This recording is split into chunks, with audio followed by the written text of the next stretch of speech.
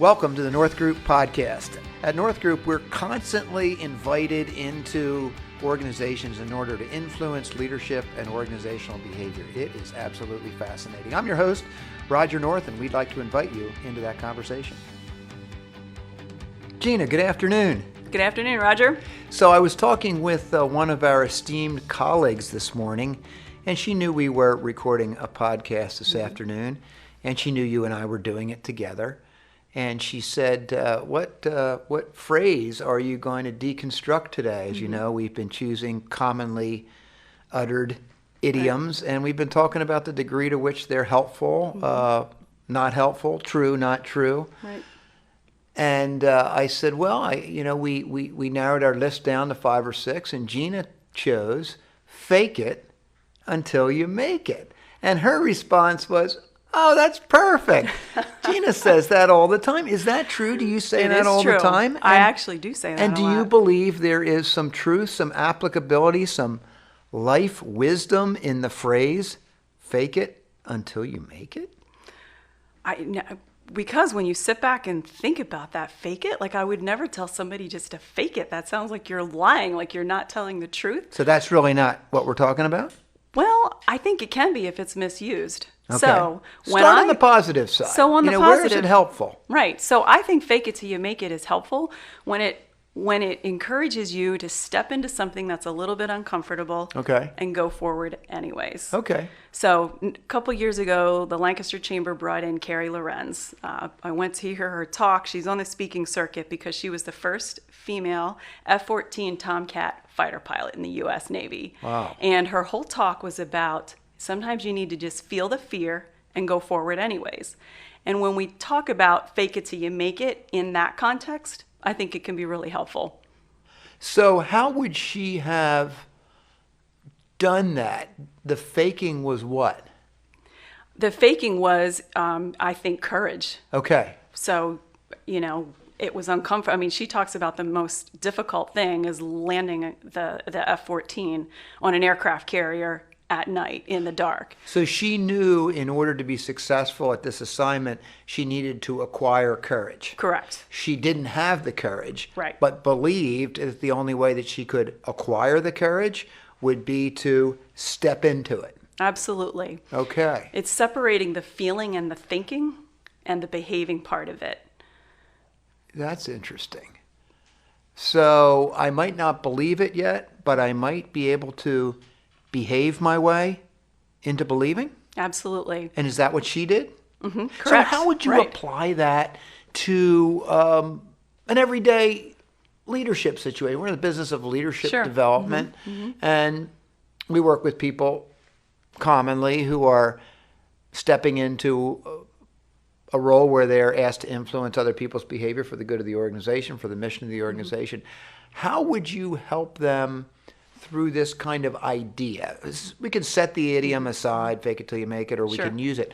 But how would this idea of, I guess what we're talking about again is behave yourself into believing. How would you encourage that with say, a new leader or a leader who is being asked to increase their responsibility?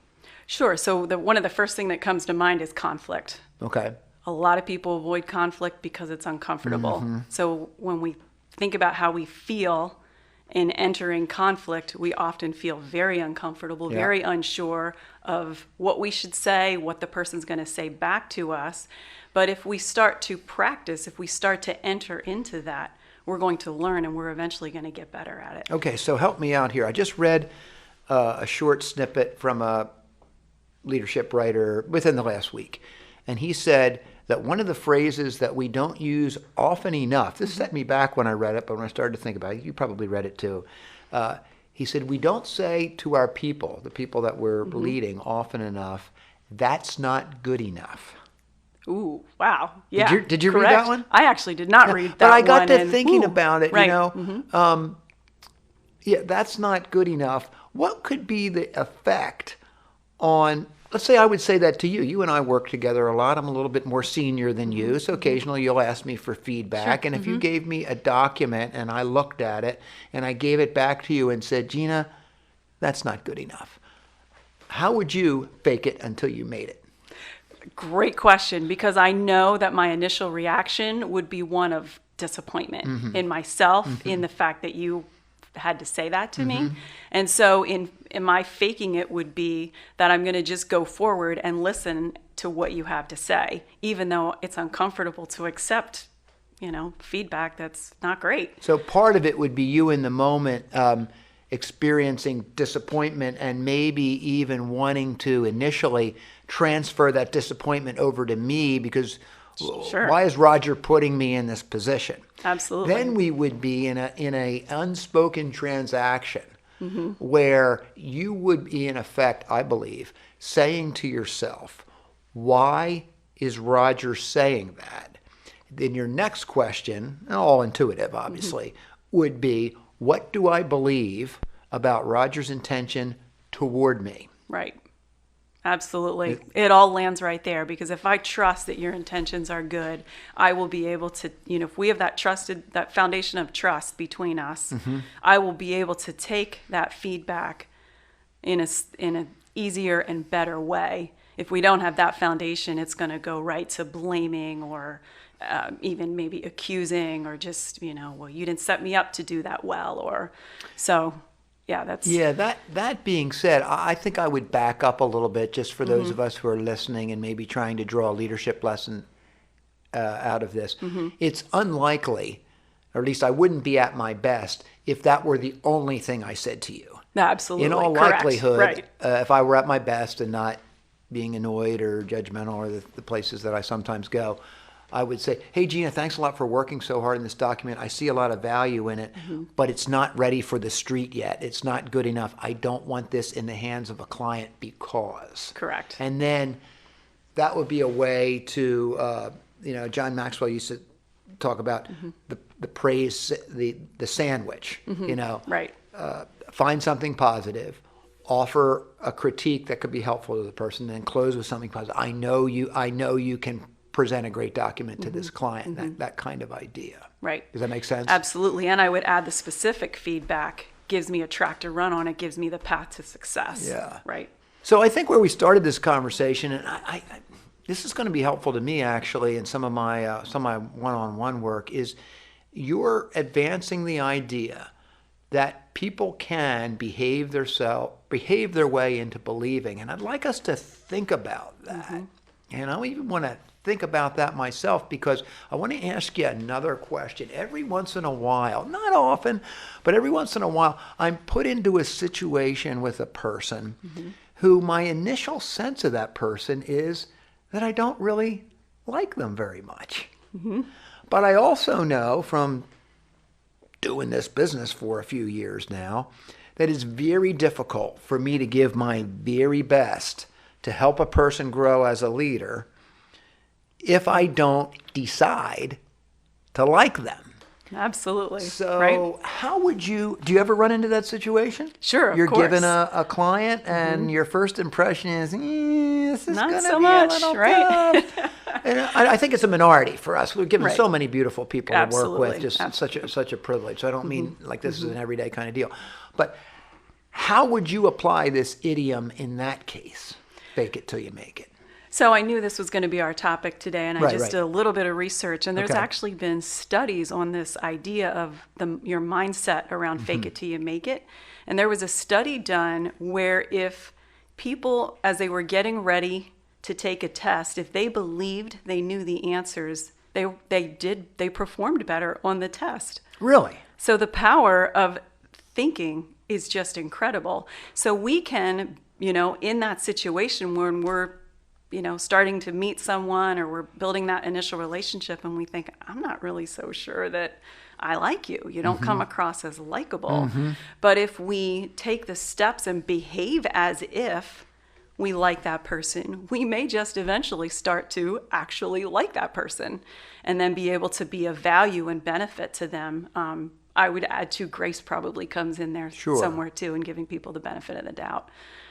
Sure. One of my clients, in fact, I was just with him recently, uses the phrase generous assumptions. And I really like that phrase, or believe the best about another.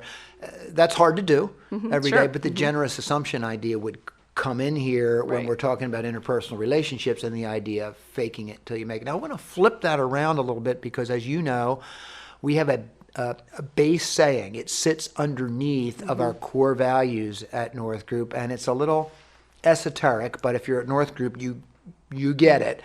And that 3-word phrase is being before doing. Right. My concern is this about fake it till you make it, particularly with interpersonal relationships, is my belief is that just about every human being, if not every human being, has what I like to refer to as a genuine meter. They eventually figure it out. Right. It being our relationship, whether you're being authentic, whether you're being genuine, whether what you're radiating toward me is just a doing thing, or is it also a being thing? What do you think? Right. Yeah. No, it comes to ulterior motive. Is there Okay. some sort of agenda there that is causing you to fake it? Yeah. Being comes before doing. At North Group, it's the foundation really for our core values. And so, there is a balance. I mean, there are times when I think it's absolutely appropriate to behave your way into confidence in a situation. But if you're not authentic with people, you're right. They will sniff They'll that sniff it out, out. and it's not going to go well. So, this may be a little off topic, but we're rolling downhill here. So I get into a situation where I've been asked to help somebody. Sure. And it's not coming for me right away in terms of I really am invested in this person. I really like this person. With myself, I use a phrase, and I don't know if I've ever used it with you, and it doesn't really matter. I say, Roger, you need to purify your motives. And so for me, at North Group, our mission is through sustained relationships, we help people and organizations grow toward their highest potential. If that is my mission, if that is why I am there, I really don't have any choice. Right. But to invest in this person, that's what I'm getting paid to do, that's Sure. the manifestation of our mission. But beyond that, I know about myself that I won't fully invest in that person if I don't like them. And so I need to purify my motives around. It's really not so much about liking them, it's about investing in them. But in order to invest in them, well, am I making sense here? Absolutely. In order to invest in them, I need to find things about them Right. that I like. And of course, like has a lot to do with commonality and stuff Right, like this. sure. So I start to look for things in maybe their commitments. There may be something about their demeanor, their speech pattern, or whatever it might be that annoys me on some level. So I don't know if that quite falls into the Well, fake it till you make it. as you were talking, something that came to my mind is the disc profile. Okay. We always struggle with people who, or not always struggles too strong, but can struggle with people who sit at the polar opposite of our disc profile.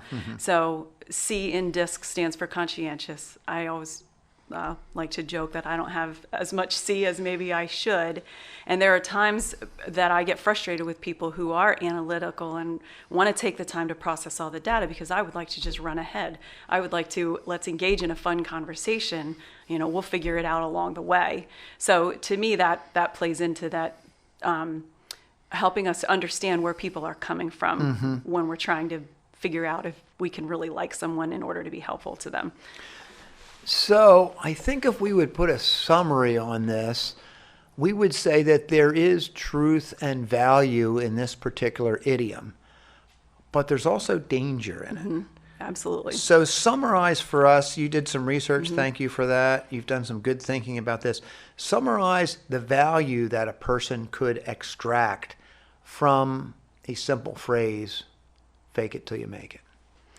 So to me, summarizing fake it till you make it is, I go back to the, feel the fear and go forward anyways. It's about behaving in a certain way so that our feelings and thinking can catch up. Okay. So that we can act with confidence even maybe when we don't feel it.